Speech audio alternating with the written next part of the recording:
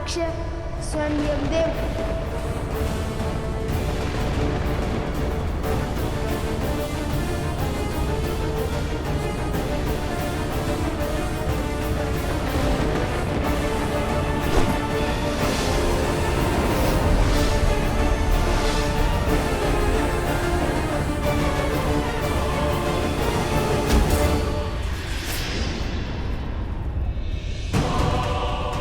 जाओ लेकर आओ।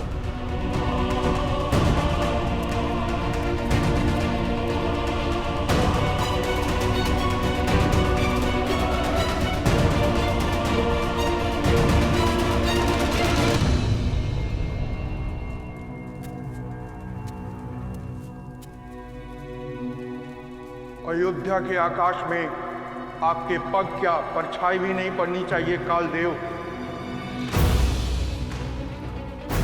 अन्यथा परिणाम के उत्तरदायी आप स्वयं होंगे रघुनंदन लव कुश। लो, हनुमान क्या कम थे? अब राम सिया के पुत्र लव कुश भी आ गए नियति के विरोध में।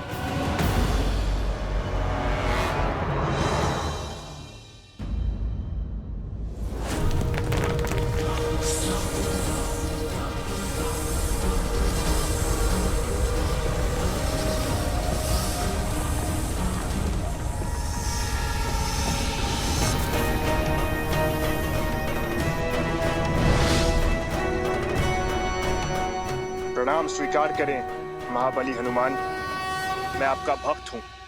आपके पुत्र मकरध्वज से आपकी शौर्य गाथा सुनता आया हूं। मुझे आशीर्वाद दें हनुमान जी। चलो, मुझे किसी ने तो पहचाना, अन्यथा सब मुझे असुर ही समझ रहे थे अब तक। आयुष्मान भव। अब पुत्र मार्ग छोड़ो, मुझे प्रभु श्री राम का काज पूर्ण करना है। प्रभु की मुद्रिका ढूंढनी है मुझे। क्षमा करें बजरंगबली, पर मैं ये नहीं कर सकता। और आपने मुझे आयुष्मान भव का आशीर्वाद दिया है, इसी कारण आप मुझ पर आक्रमण भी नहीं कर सकते। ज्ञान और बल दोनों से संपन्न लगते हो मुझे, तब भी तुम मुझसे संघर्ष चाहते हो। कोई लाभ नहीं। आपका ही भक्त हूँ। आप अपने स्वामी का काज नहीं छोड़ेंगे और मैं अपने स्वामी के आदेश से पीछे नहीं हटूंगा। लौट जाइए। और मैं केवल आगे बढ़ सकता हूँ, मैंने लौटने का विचार कभी नहीं किया। तो फिर मुझे आपको रोकना ही होगा।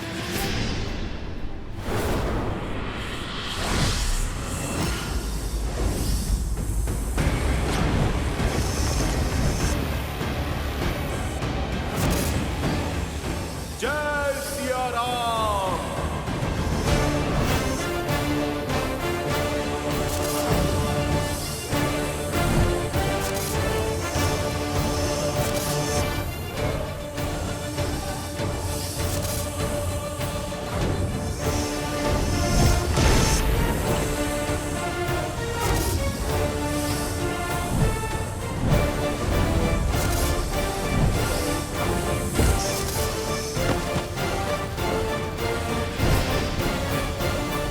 जय सिया राम।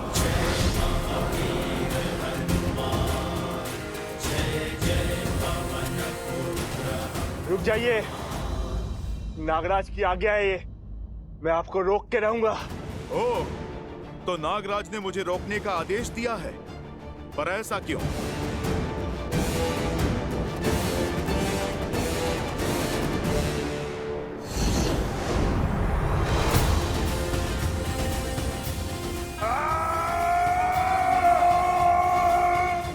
मैंने आयुष्मान होने का आशीर्वाद दिया है, पीड़ा देने का नहीं। मैं तुम्हें मारूंगा नहीं, पर छोड़ूंगा भी नहीं। अब तुम मुझे बता भी दो कि क्यों रोकना चाहते हैं नागराज मुझे? वो आपको 3 प्रहर रोकना चाहते हैं, आपका समय व्यर्थ करने के लिए।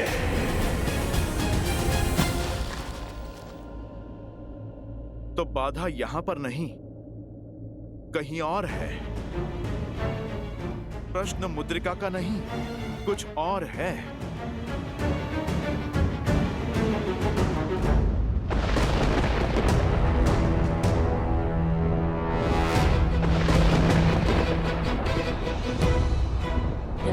कोई उत्तर नहीं आया है अभी तक।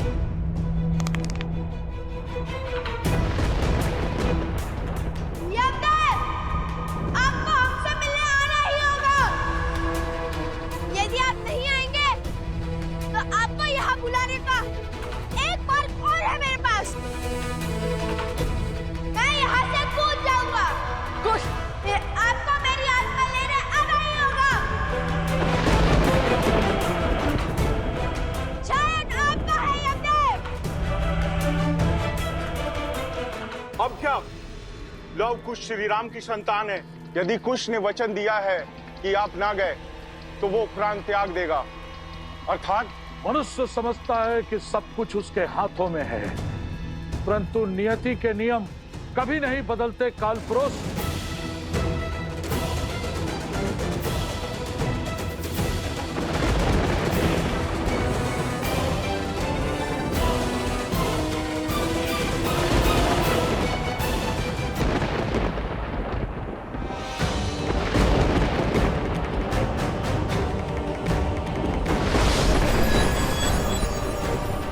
प्रणाम धर्मराज। तुम दोनों ने मुझे यहाँ बुलाया, मैं आ गया।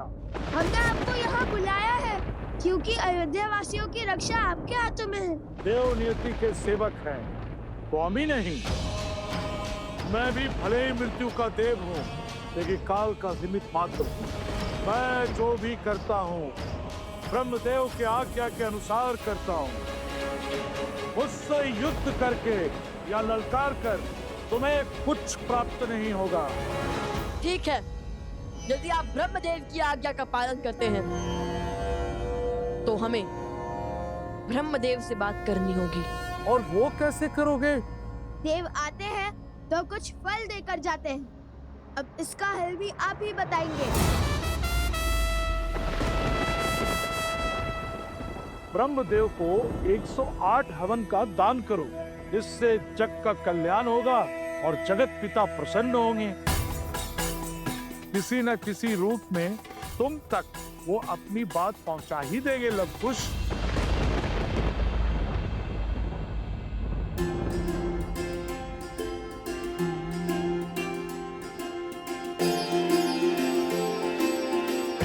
यदि हमने कोई उद्दंडता की हो तो क्षमा कर दीजिए।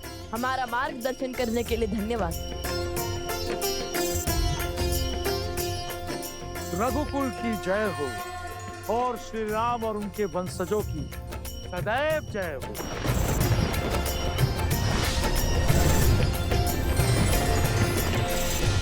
हमें ब्रह्मा जी को प्रसन्न करने के लिए पूरी अयोध्या की जनता के साथ ये यज्ञ करना होगा।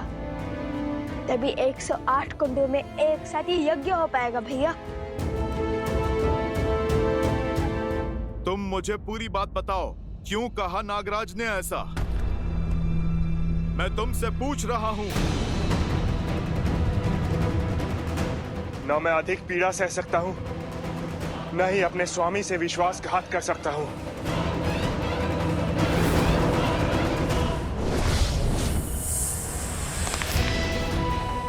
तुम्हारे पास मेरे प्रश्न का उत्तर नहीं है तो मेरे यहाँ रुकने का कोई कारण नहीं है। अब मुझे सब समझ आ रहा है। कोई योजना है, ये कोई षड्यंत्र है मेरे प्रभु श्री राम के पास से मुझे दूर करने का। मुझे प्रभु श्री राम के पास आप दोनों की भक्ति और तप बल को हम सब मानते, पर श्री राम का निर्णय हमारी नियति है। भला हम उनके विरोध में कैसे जा सकते? क्या ये धर्म होगा?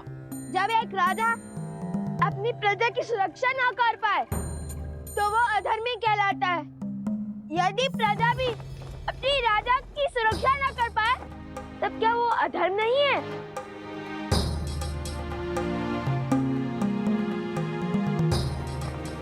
अयोध्या पति श्री राम का जन्म धर्म की रक्षा के लिए तो हुआ था, तो क्या आज इनका स्वयं हमसे दूर जाना क्या धर्म होगा? श्री राम केवल राजा ही नहीं, अयोध्या की आत्मा है। हमें अयोध्या से उनकी आत्मा को नहीं जाने देना चाहिए। हमें रोकना ही होगा। हम आपके साथ हैं, आदेश दीजिए। रणपथ पर बढ़ा कैसे जाए?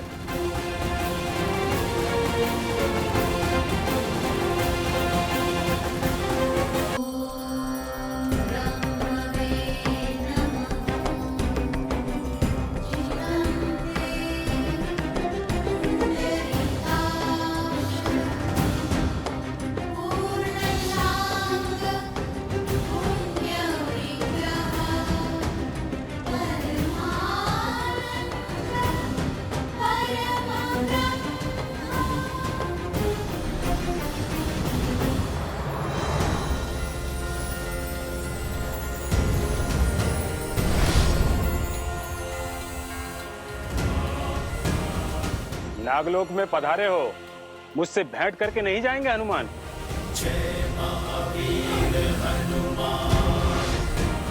नागराज वासुकी, हाँ पवन पुत्र। मैं आगे ना बढ़ूं इसलिए आपने अपने नायक को भेजा। अब अचानक आपने दर्शन क्यों दिए? एक आश्चर्य मुझे यहाँ खींच लाया। आप प्रभु श्री राम के परम भक्त हैं, स्वयं भगवान महादेव के अंश हैं, और राम काज अधूरा छोड़कर लौटना चाहते हैं आप? विश्वास नहीं हुआ।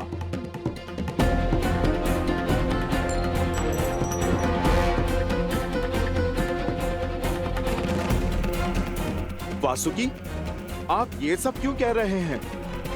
यहाँ चल क्या रहा है? मैं आपको कुछ भी बताने में असमर्थ हूं बजरंगबली। बस इतना ही कहूंगा, मैं आपके काज में आपकी सहायता करना चाहता हूं। आपको राम मुद्रिका तक ले जा सकता हूं। परंतु राम काज पूर्ण होते ही मैं तुरंत पृथ्वी पर लौट जाऊंगा। समय क्यों व्यर्थ कर रहे हैं पवन पुत्र? आइए।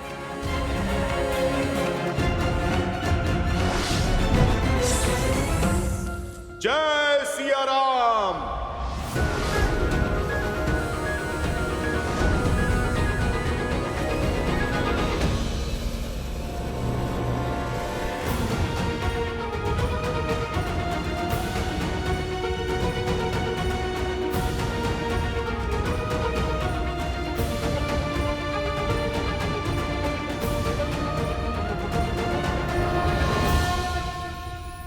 जाओ पुत्र, मुझे फिर से तुम्हारी आवश्यकता है। रघुकुल के वंशज का मार्गदर्शन करो। नमस्ते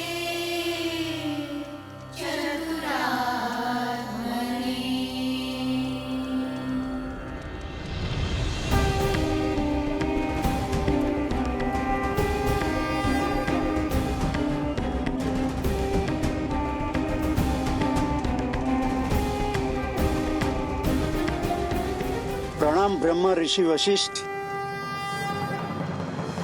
राजगुरु,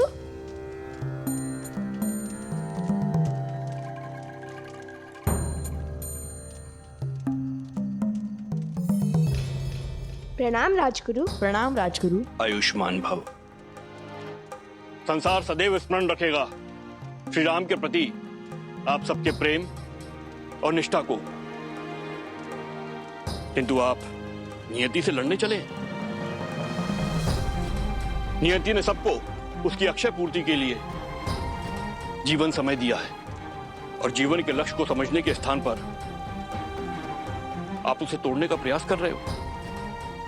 जिस नियति को बदलने निकले हो उसका सामर्थ्य भी तुम्हें इस नियति ने ही दिया है। राम स्वयं नियति का पालन कर रहे हैं, और तुम अपने दुख में इतने अंधे हो गए हो कि रघुकुल की परंपरा ही भूल गए हो।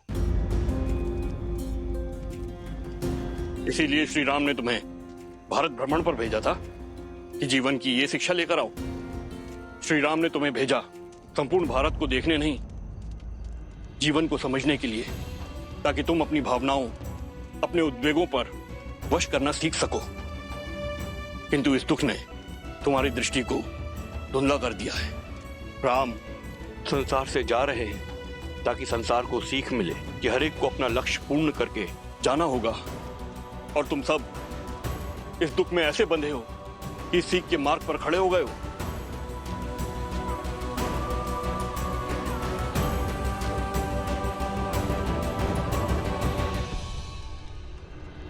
रघुकुल से प्रेरणा लो पुत्रों।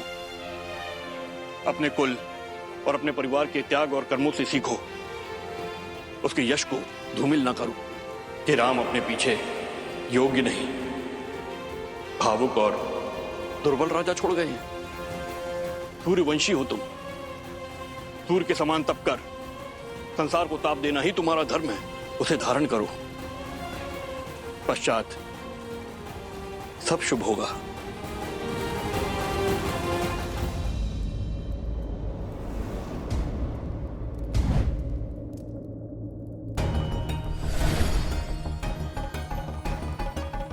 यही वो स्थल है पवन पुत्र। इन्हीं में से कोई एक मुद्रिका है जिसे आप ढूंढ रहे हैं। जाइए, चुन लीजिए।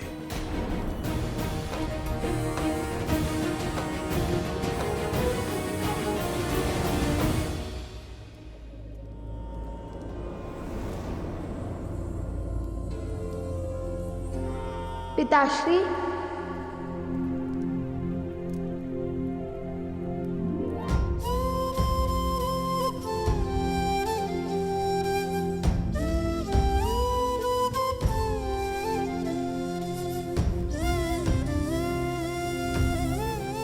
पिताश्री, मैं क्षमा कर दीजिए। हम भटक गए थे, अपनी भावनाओं में बह गए थे। रघुकुल का धर्म भंग करने चले थे हम संसार को रामायण के पाठ सिखाने चले थे, किंतु हम स्वयं ही भूल गए कि रामायण ही सिखाती है कि व्यक्ति को अपनी भावनाओं से ऊपर अपने धर्म को स्थान देना चाहिए, मर्यादा का पालन करना चाहिए। और हमने आपका आदेश बिना समझे ठुकरा दिया। हमें ये समझ नहीं आया कि आपने जो निर्णय लिया वो धर्म के अनुसार था, क्योंकि मर्यादा पुरुषोत्तम तो कोई अधर्म कर ही नहीं सकते। लज्जा आती है हमें कि इतने महान राजा के पुत्र होते हुए भी और भगवान वाल्मीकि के शिष्य होते हुए भी हम अपने उत्तरदायित्व को न पहचान सके। हम वचन देते हैं कि हम सदा आपके दिखाए मार्ग पर चलेंगे, आपकी परंपरा को आगे बढ़ाएंगे।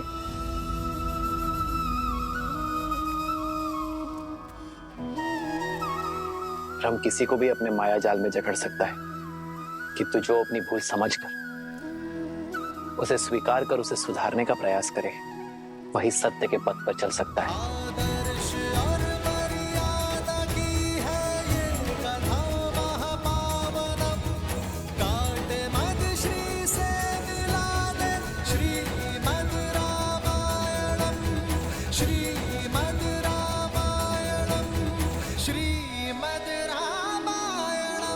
इच्छा थी मेरी कि आज रात्रि मैं अपने पुत्रों के साथ ही बिताऊं। क्या आज रात्रि तुम दोनों मेरे साथ रहोगे?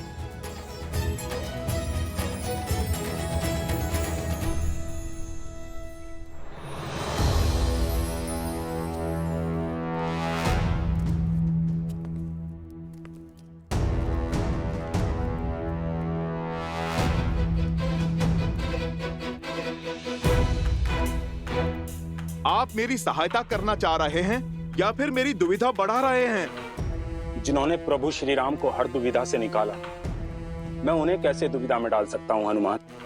मेरा विश्वास कीजिए, मैं केवल इतना ही कर सकता हूं। ये जो कुछ भी हो रहा है, ये सब नियति करवा रही है, और आपको आज नियति को पराजित कर उसकी कथनी को पलटना होगा। शीघ्र अतिशीघ्र मुद्रिका ढूंढकर यहां से निकलना होगा। यदि बात मेरे प्रभु की है तो मैं इस संसार का चक्र बदल दूंगा, नियति को अपनी नीति पलटने को विवश कर दूंगा। आज ये हनुमान अपनी सारी शक्ति लगा देगा, लेकिन नियति को अपनी कथनी करने नहीं देगा।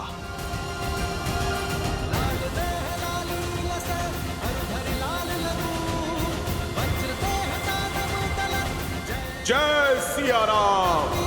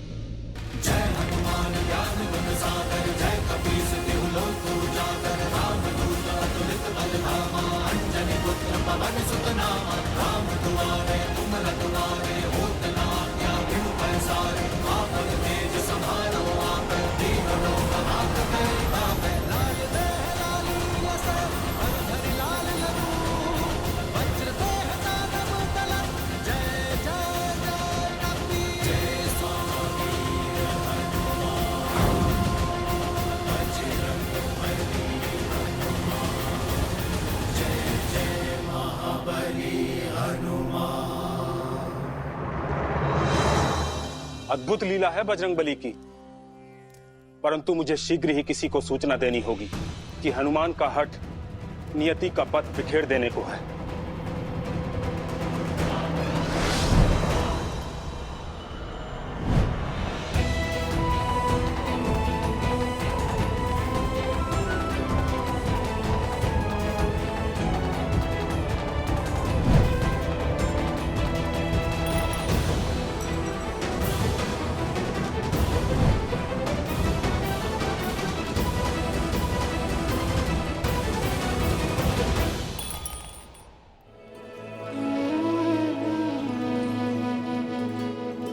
आज हम अलग अलग नहीं, एक ही थाली से भोजन करेंगे।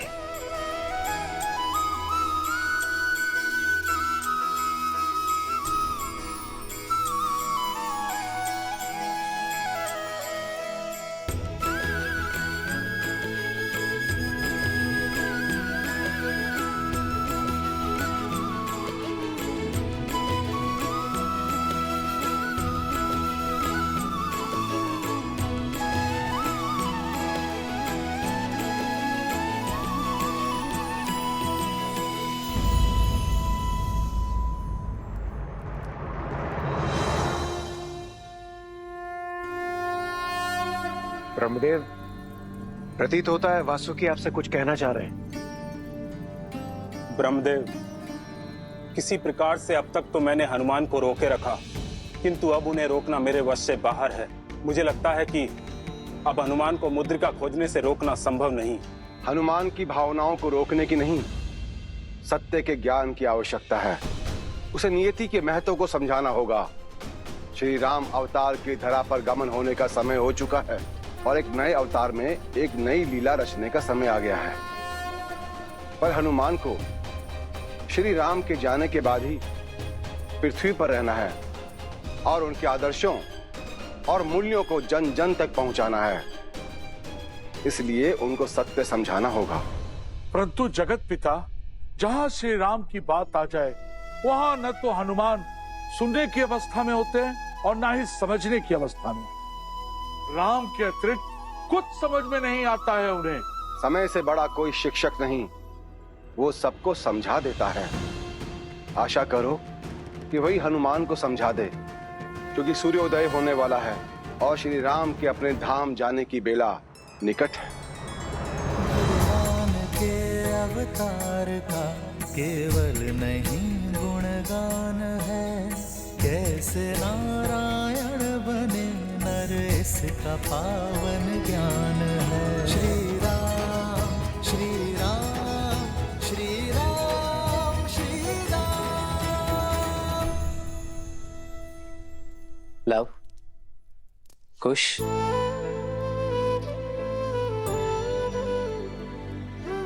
पिताश्री, पिताश्री,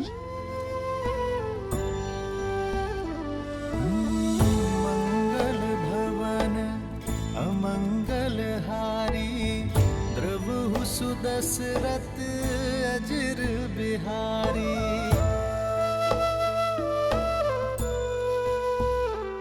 जितना समय मेरे पास शेष है मैं वो तुम दोनों के साथ बिताना चाहता हूं पुत्र। चलो हम मंदिर चलते हैं और उसके पश्चात एक विशेष व्यवस्था की है मैंने तुम दोनों के लिए। राम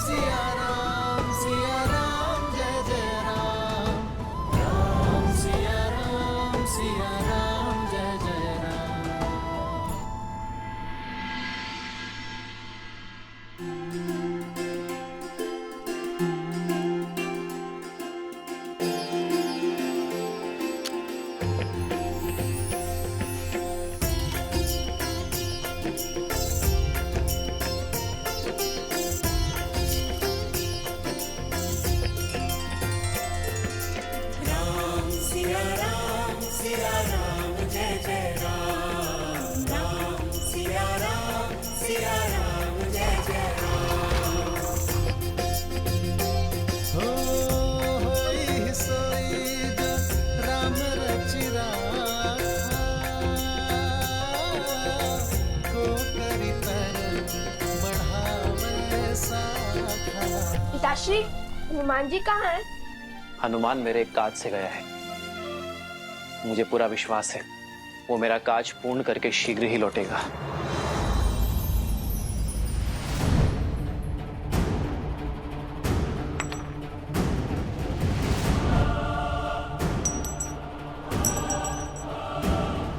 समय कम है मेरे पास, 2 दिवस बीत चुके हैं मुझे यहाँ पर आए हुए।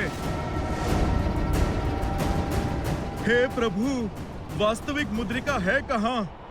प्रभु, प्रभु आप मेरी सहायता कीजिए।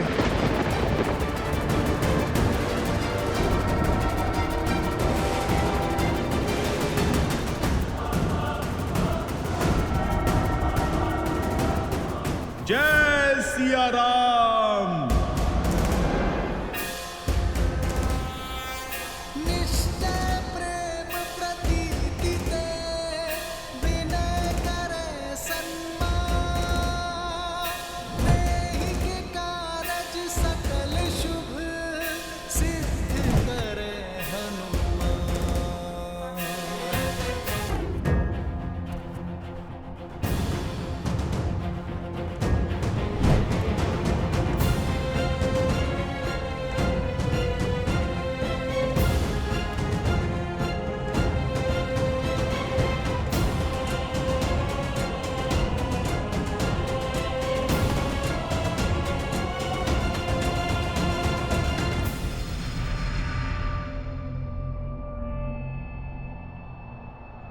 ये भी नहीं है।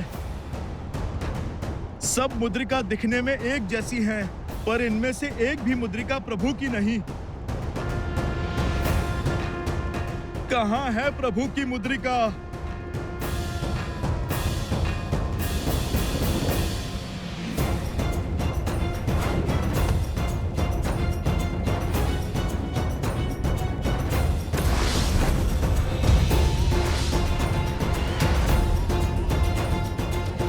नागराज वासुकी, बाहर आओ।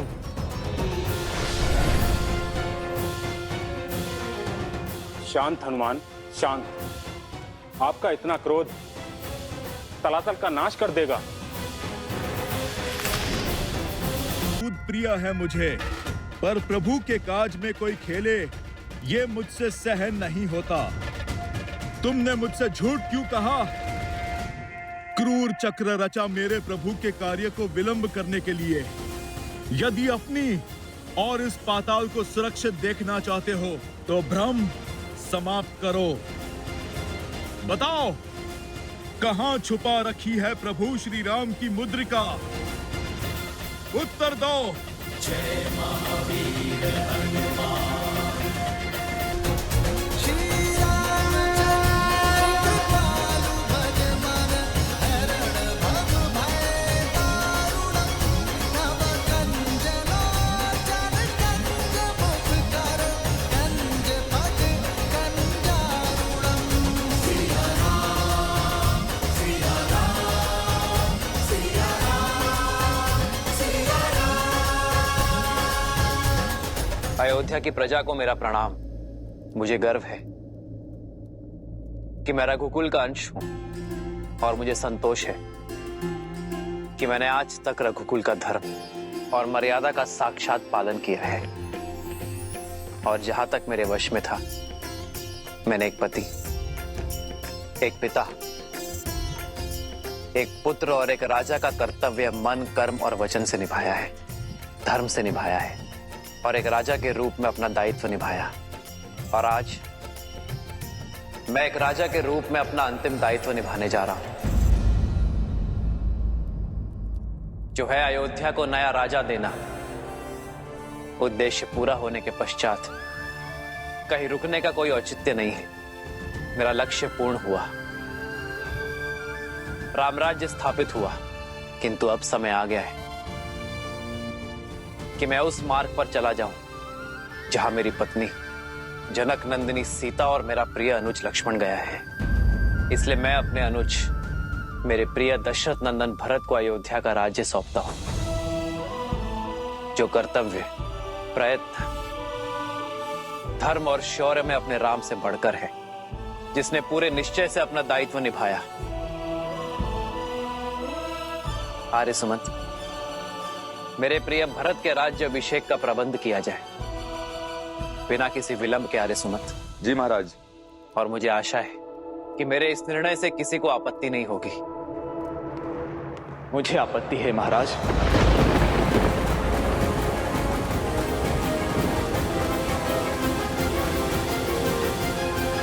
से अधिक राम अनुज भरत हूं भैया। मेरा अस्तित्व भी आपसे है और मेरा जीवन भी आप है। मेरी देह भी आपकी है और ये श्वास और शरीर भी। यदि आप ही चले गए ना भैया तो मैं तो अंगहीन हो जाऊंगा, और जिसका अंग ही भंग हो वो राजा बनने का अधिकारी कैसे है? भैया आपके बिना तो मुझे स्वर्ग का राजा होना भी स्वीकार नहीं। इसीलिए भैया कृपा करके मेरा एक सुझाव स्वीकार करें। मैं चाहता हूं कि कौशल राज की आने वाली पीढ़ी अब ये राज्यभार संभाले। हमारा राज्य बहुत विशाल है भैया, इसीलिए लव और कुश को उत्तरी कौशल और दक्षिणी कौशल का शासन सौंप दिया जाए। मेरी एक विनती और है भैया, हमारे प्रस्थान के विषय में शत्रुघ्न को तुरंत सूचित किया जाए। हमारा प्रस्थान? हाँ भैया, हमारा प्रस्थान।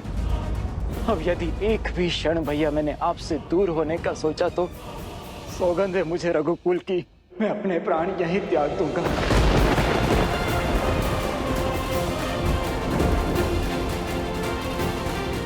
मेरे प्राण यहीं निकल जाएंगे भैया।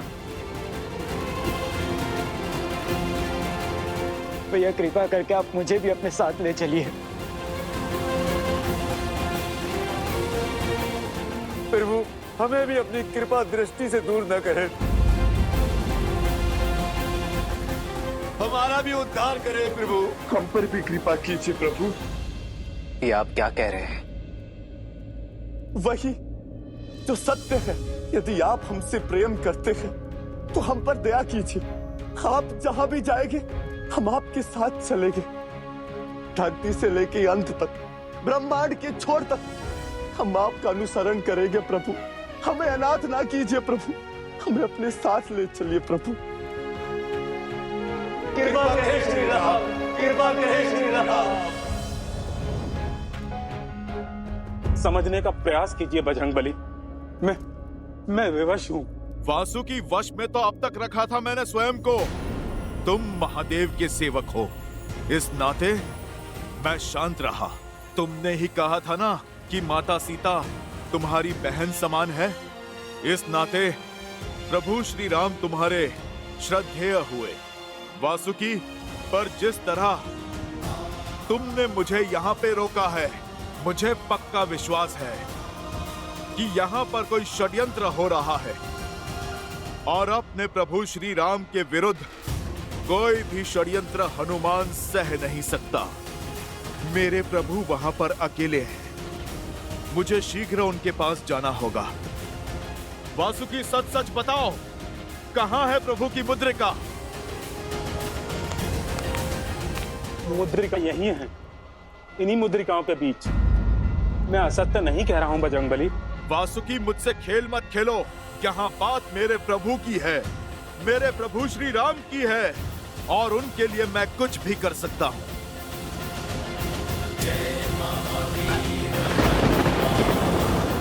शांत हो जाओ पवन पुत्र, शांत हो जाओ।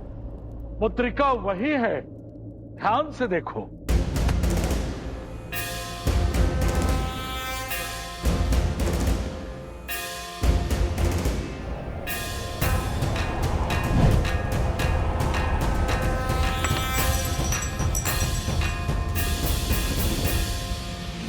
जय सिया राम।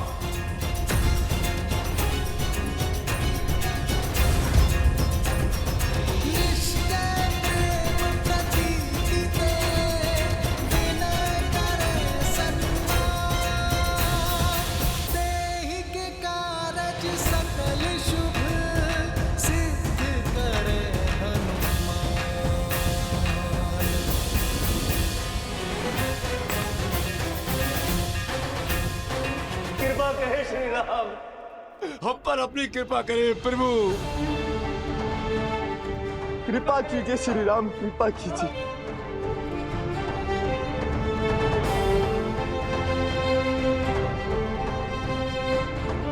जैसी आप सबकी इच्छा। जय सिया राम, जय सिया राम। लवकुश, मेरे पुत्रों, कोई व्यक्ति संसार से कुछ नहीं लेकर जाता, पर मैं लेकर जा रहा हूं अपने पुत्रों पर गर्व। तुमने अपना शौर्य, करुणा और धर्मनिष्ठा सिद्ध की है। एक सच्चे क्षत्रिय की भांति धर्म की रक्षा की और अपनी प्रजा के मन को विजित किया। किंतु अब समय आ गया है मेरे पुत्रों कि तुम दोनों रघुकुल की विरासत को संभालो। जैसे मेरे अनुज भरत ने सुझाव दिया, रघुकुल को ऐसे ही गौरवान्वित करते रहना।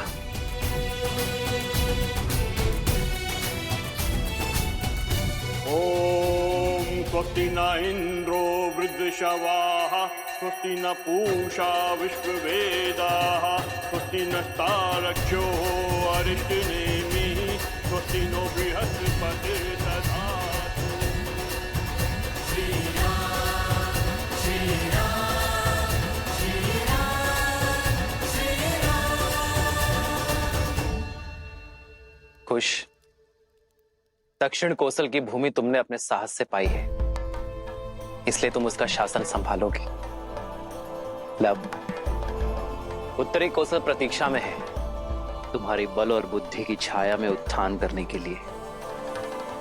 मैं तुम दोनों की पीड़ा समझ सकता हूं, जानता हूं यह पीड़ा बड़ी है, किंतु जो बड़ी बाधा का सामना करते हैं, बड़ी पीड़ा का सागर पार करते हैं, भविष्य केवल वही रचते हैं। इसलिए शोक में समय मत गवाओ मेरे पुत्रों। इसी क्षण से अपने कर्तव्य के पालन में जुट जाओ। ये बहुत बड़ा उत्तरदायित्व है मेरे पुत्रों। रघुकुल का मान बना रहे। ये वासुकी का या मेरा नहीं हनुमान, ये तो नियति का खेल है। क्यों हनुमान, क्यों आप जैसे महान आत्मा को पहले ये नहीं दिखा? यही है नियति। जब इसे मिलना था तभी ये आपको मिला। नियति अगर चाहती तो ये मुद्रिका सदा छिपी रहती, पर नियति तुमसे विरोध नहीं कर रही। ये तो तुम्हारी भावनाओं ने इसे तुम्हारी दृष्टि से इसे अदृश्य बना दिया था, क्योंकि उन्होंने हर कल्प में ऐसा किया है। हनुमान जी, श्री राम की यात्रा, ये रामायण तो हर कल्प में चलती है और सदैव चलती रहेगी। ये प्रथम बार नहीं है कि आप यहाँ आए हैं, ये तो हर कल्प में होता है। आप बाकी मुद्रिकाओं को नहीं पहचान पाए, क्योंकि आपने मृत्यु लोक में अवतार लिया है। आपको उस कल्प का स्मरण नहीं जो बीत गया। बुद्धिमान हो, सर्वज्ञानी हो, अब तक समझ गए होंगे कि नियति ने ऐसा क्यों किया। स्वयं प्रभु श्री राम ने इस मुद्रिका को ढूंढने क्यों भेजा। मैं समझ सकता हूं इस सत्य को स्वीकार करना कितना कठिन और कितना पीड़ादायी है तुम्हारे लिए, परंतु यही सत्य है। कर्म और धर्म की नियति की चक्र को स्थिर रखता है और हम सब इसमें बंधे हैं। चाहे हम कितने भी शक्तिशाली क्यों ना हो, भगवान भी नियति से बंधे हैं और उनके अवतार भी। और नियति यही कहती है, प्रभु का धरती पर समय पूर्ण हो चुका है। अंतिम कर पर नाम पिता सुत जाते, महाधीर प्रभु नैन भी भर आते।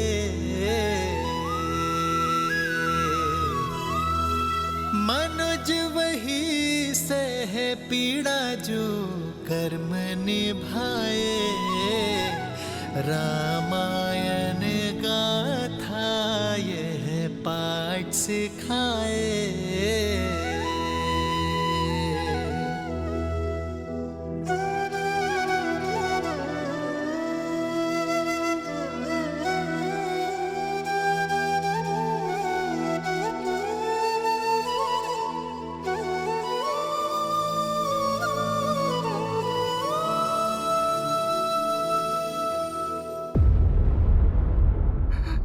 यमदेव, ये कैसा खेल है? भगवान की आयु भक्त से कैसे कम हो सकती है? मैं चिरंजीवी हूँ, तो फिर मेरे प्रभु को क्यों जाना होगा? क्योंकि तुम्हारी नियति सिर्फ इस युग में रहकर प्रभु की सेवा करनी नहीं है। तुम्हें केवल अपनी प्रभु की रक्षा करना नहीं, तुम्हें सदा सदा के लिए धरती की रक्षा करनी है और धर्मात्माओं का पथ प्रदर्शन करना है। श्री राम के कर्म और उनकी सीख से श्री राम जाएंगे, पर श्री राम के नाम को सदा तुम्हें जीवित रखना है और आने वाले महासंग्राम में सहयोगी बनना है तुम्हें। वो महासंग्राम जो धरती पर सबसे महाभयंकर संग्राम होगा, जिसमें धर्म और अधर्म का इतिहास लिखा जाएगा, जो महायुद्ध अधर्मियों का नाश करेगा। उसमें तुम्हें अपने ही श्री राम के एक भिन्न रूप का, श्री नारायण के 8वें अवतार का साथ देना होगा। नहीं, मैं प्रभु को नहीं जाने दूंगा। प्रभु को कोई मुझसे पृथक नहीं कर सकता, ना ये नियति और ना ही समय। नियति भी यही चाहती है कि आप सदा उनसे जुड़े रहें, उनके नाम के साथ सृष्टि के अंत तक। इसलिए आपको उनके भौतिक रूप से पृथक होना होगा। हनुमान, कदाचित आप भूल गए, आपने स्वयं ही श्री राम से पृथक होने का स्वीकार किया था, वो भी उनके ही भले के लिए। स्मरण है लंका की महारानी मंदोदरी का श्राप? मैं सती मंदोदरी उस वानर हनुमान को श्राप देती हूँ। श्री राम के लिए उसने मेरे विरुद्ध षड्यंत्र रचा। वो राम से अलग हो जाए।